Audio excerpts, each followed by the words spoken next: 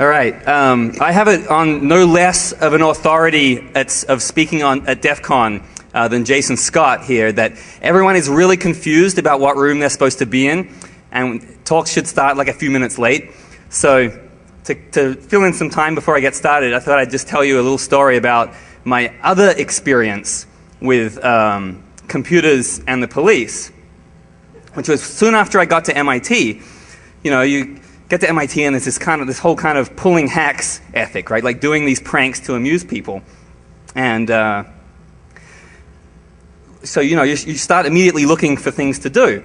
And I noticed outside my lab across the street, there was a manhole that had been opened, and there were some lights in it and some power cables dangling in it, like extension cords. And it sat there like that for weeks. And, you know, what the hell's going on? There wasn't even like cones around the manhole to stop people from falling in. It just sat there, and we were just like, well, we don't know what's going on here, but maybe we should turn it into a hack.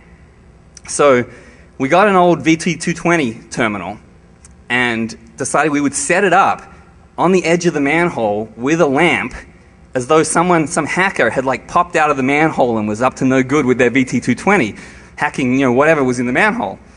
And we would film it. We'd set up a camera on the 7th floor of the building next door and film what was going on to see if we got any good reactions. So we go down, you know, at about 8 p.m. or something. It's dark in Boston at 8 p.m. And we set up a VT220 and a little desk lamp and everything and make this kind of setup. And we go back in and take the elevator up to the 7th floor to set up the video camera. And that was the fatal error, because by the time we had got up to the 7th floor office to set up the video camera, the cops had already arrived and were staring at this computer, you know, wondering what was going on. And then, you know, we're looking at the cops, looking at this computer, and then suddenly, for no apparent reason, they just start kicking the shit out of it. And one of the cops picks up the keyboard, you know, bam, and keycaps are flying everywhere. And we're just like, oh my God, why didn't we set up the computer? Well, I mean, the video camera. You know, this is like Rodney King for computers right here. So we learned 2 lessons from that. Firstly, you know, always set up the video first. And secondly, we started, you know, fantasizing about what else we could have done. You imagine, because after they'd finished beating it up, they loaded all the broken parts into the police car and they took it off. Who knows where? And we thought, if only we had some kind of radio transmitter hidden in that VT220 so we could hear what those guys were saying. Like, what did they think it was? What kind of totally evil computer break-in to this manhole, which was probably like a sewer or a steam tunnel, could have been going on? So second lesson, recordings. Audio, video, get a radio link, because you just never know what's going to happen. Even with the police, they're very unpredictable. So, okay, we're almost 4 minutes in, so I think I can get started. You guys have all read the description of the talk, so you know the basic gist. My desktop computer got stolen out of my place, and there's been a lot of stories lately about people who had their computer stolen or their iPhone stolen and have recovered it. So they've recovered their laptop because they've clicked the iSight and they've retrieved a picture of the person using it, and they've got the Where's My iPhone feature and stuff like that. But this is not a mobile piece of equipment. Doesn't have a camera in it, so the situation was a little bit more complicated. And the circumstances of the theft, I just have to confess what happened. It was a straightforward physical security fail. My place is on the 2nd floor. There are 3 locks between. I rate everything in terms of zombie defense. So my keys are coded in terms of danger of zombie access. So the green key is the outside, the yellow key is the 2nd floor, and then the red key is my room. But unfortunately, we're not dealing with zombies in this case. They climbed through a 2nd floor window via an access method that I hadn't noticed, and then busted the red lock. So just had to bypass one door. It's the kind of thing where this whole situation could have been prevented with a $20 deadbolt. So that's worth keeping in mind. But the upshot of it was, my Macintosh, which was a Quicksilver G4, my pride and joy, was now gone. I'm the kind of person that keeps religious daily backups. In fact, I kept religious daily redundant backups. Unfortunately, both of those were stored in the same room as the server and were also stolen. Lesson, off-site backups. These days, I dumped everything onto a portable hard disk and gave it to my parents in Australia and said, I hope I never need to ask you for this back, but I might one day. It's very, very traumatic to me. I lost all my music, all my photos, all my video projects. That's what the internet's for. So I had to channel that energy into trying to find my machine. I get very angry without my heavy metal. So what I did have was the serial number of the machine and the stats of what machine it was. And so I started to look for it in the kind of usual places you would think someone would dispose of a machine. So I started searching eBay and Craigslist for months, and I didn't find it. Fuck. Now, someone asked me almost immediately when it got stolen, if it gets plugged back into the network, will you be able to find it again? And I thought, yes! I'm running a DNS updater. It'll update the domain record and I'll see it again. And then I thought about that a bit more, and I thought, well, the machine is set to auto-boot into single user mode. Okay, so my data security policy at that time could definitely have used work. And I thought, well, the guy can boot into it, but it's not going to get back on the network because I'm pretty sure the network settings are locked and it's on an intranet, so the thief is not going to be easily able to reconnect it to the network unless they happen to have an intranet with the same settings as I did. Unlikely. So, fuck. So even with my legendary stubbornness, I eventually gave up looking for the machine on sale sites and trying to get people to go to... I was in San Francisco filming Prototype This at the time, so I'm trying to get people in Boston to go to flea markets for me and look for it, and they're telling me to fuck off, as you would expect. So, all right, time passes. Now, if you use DNS and you use the automatic updating service, if you don't update it for a while, you start to get messages like this, which say you have your account looks inactive. So you can either just let your account be deleted, or you can click on this link and reactivate it. So I would click on these links once a month because I felt like, why set it up again if I start using it again? And at some point, I noticed something, and I thought, that's funny. I don't remember getting one of those emails in a while. I wonder what's up with that. So I'll log into DNS and see. And there I see, holy shit, 2 years later, that domain record has started to be updated. What the fuck? So quickly NS look up the IP, and pretty interesting. My machine that was stolen in Boston now seems to be on a Cox.net dial-up in Las Vegas. So I call the cops right away, and they say, oh yeah, we'll subpoena that IP record. And I said, well, you got to make sure that you get a historical record for this, because this is a dial-up dynamic IP. It's going to change a lot. It's going to be totally worthless if you look it up now, and it's not assigned to anyone, or it's assigned to someone different. And sure enough, they came back a month later with their subpoena results that said that IP address isn't registered to anyone. No shit. But I wasn't staying idle in the meantime, waiting for them. First thing I did, of course, was ping it and see if it was up, but it wasn't. So, it's a dial-up. It's not always online. So let's do that thing a whole shitload all the time and wait for it to come back. And sooner or later, it did come back. Let's see if we can still SSH into that box. Fuck yeah.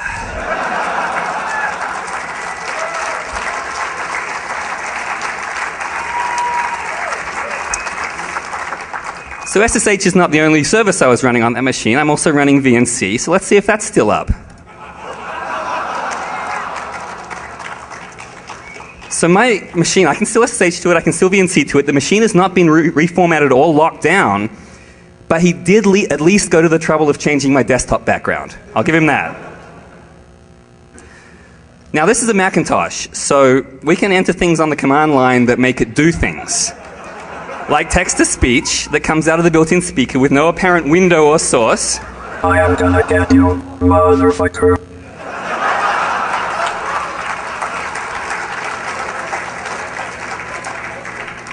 But childish fun aside, I want that machine back. So let's start taking a look to see what we can find out about the guy that has it. So he hasn't changed the names of my hard disks. There are some PDFs on the desktop. They look like forms for unemployment benefits in Nevada. It turns out they are unemployment forms in Nevada, but they're not filled in electronically. They've just been downloaded and probably printed out, so that's a dead end. But we have some stuff that are JPEGs. Maybe they're interesting pictures. Let's take a look.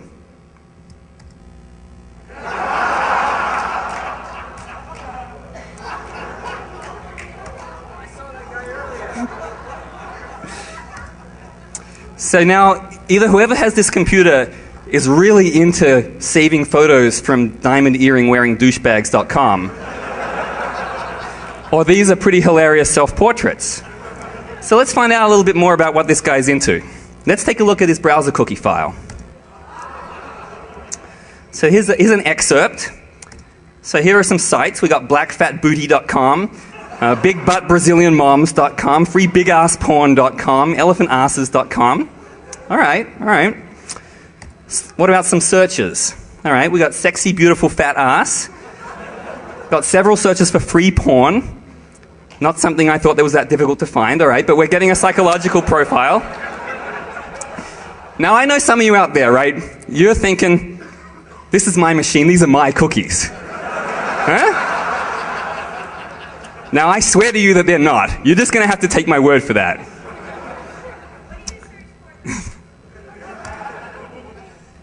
We got some location information in these cookies. Oh, you want an answer to that? I'll give you the same answer I gave at my Defcon talk 2 years ago. ASCII goatsy.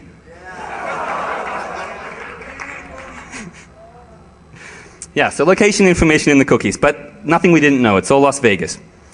But a little bit deeper here we find Gmail address. Nice. Thank you, Google, for keeping that stuff very easy to find.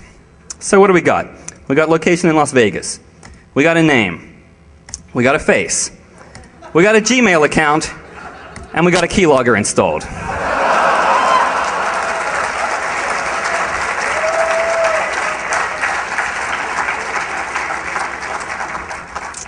So at this point I got sweaty palms. I'm like, oh, can't wait for this machine to come back online, because it goes offline typically 8 or 10 hours after it comes online. So waiting to get that first keylog back, and here's some of the initial keylog stuff. So right away we have a street name, but not a street number. Could be his, might not be. We got one login and password, but we don't really have a lot here. There's a lot of weird key presses, and I know that he's using the web a lot because I'm watching also on VNC some of the time when I happen to be there when it's happening. But how is he logging into things without typing many passwords? Well, the browser he's using is Camino, which is the browser that I had installed, because he can't install new software because he doesn't have the admin password. And Camino is a Macintosh build of Mozilla. It's integrated well with the macOS keychain for storing passwords. Now, the keychain is encrypted, but he's storing his passwords in my keychain, and it's encrypted with my password. So I download the keychain file and open it in Keychain Manager, and he's pwned. So at this point, I just need to find out a little bit more. I need a full street address. Need to find out maybe some more info about this guy. So what about his birthday? Well, army.com is nice enough to send him a birthday greeting that tells us the day and the month. But what about the year? It's not in there. Well, maybe his logins and passwords can shed some light on the subject.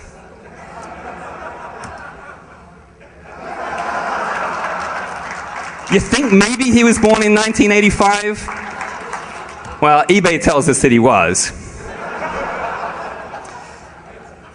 But, this guy's not using the same password for everything. Like, I don't want to completely denounce his password behavior. He does mix it up a bit. We've got some twiddling on the numeric keypad going on for some of these.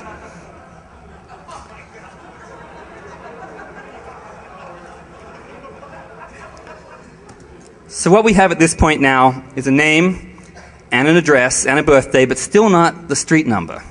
Kind of need that to send the cops around. Oh wait, some recent PayPal receipts.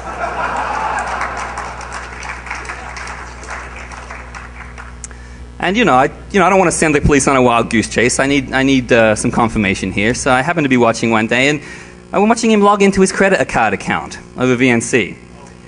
And it's a good thing, isn't it, that his bank's security is strong, and he's got this image identifier that's protecting him from phishing attacks. Doesn't that make us all feel warm and fuzzy? But there we go, logged in. There's the address. So that goes off to the police. But while the police are doing their work, let's take a closer look at this guy. Let's get to know him a bit. He's using my computer. Who is Melvin Guzman? Well, Melvin Guzman is the kind of person who spells his own name wrong on his Facebook page.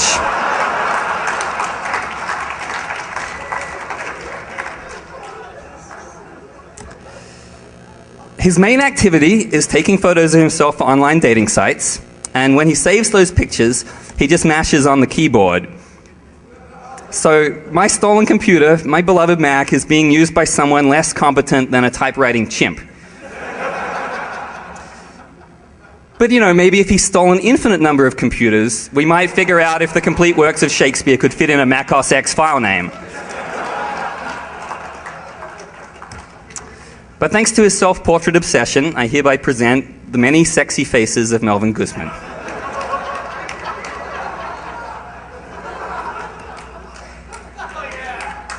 I'm sure the ladies love that one.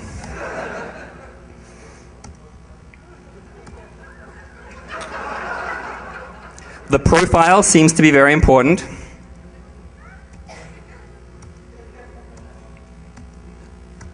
Wink, wink. And all the ladies out there, this man is available. Contact me if you would like his phone number.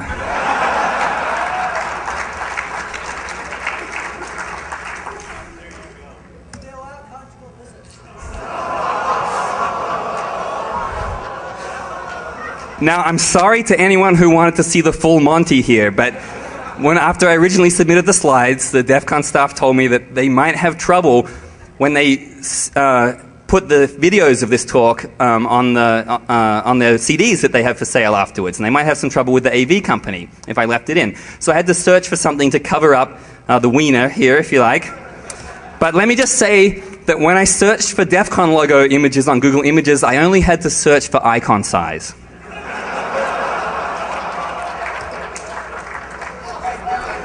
If you've ever wondered what photographers mean when they say make love to the camera, that's what they mean. And after making love to the camera, he doesn't mind cuddling it afterwards.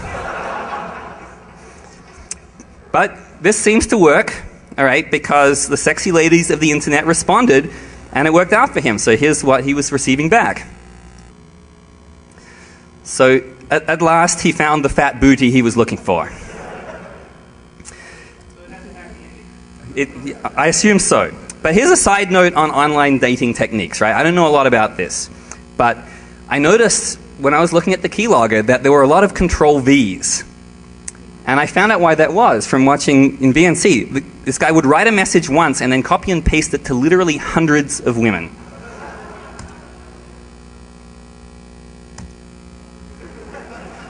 I think this used to be called the shotgun approach, but I don't think they make shotguns that can hit 200 targets at once. So I think maybe we need to call it the nuke from orbit approach. And finally, an interesting bit of info, considering this is a guy using a stolen computer. He's taking an online course for criminal justice. I think he's enrolled in my online course for criminal justice.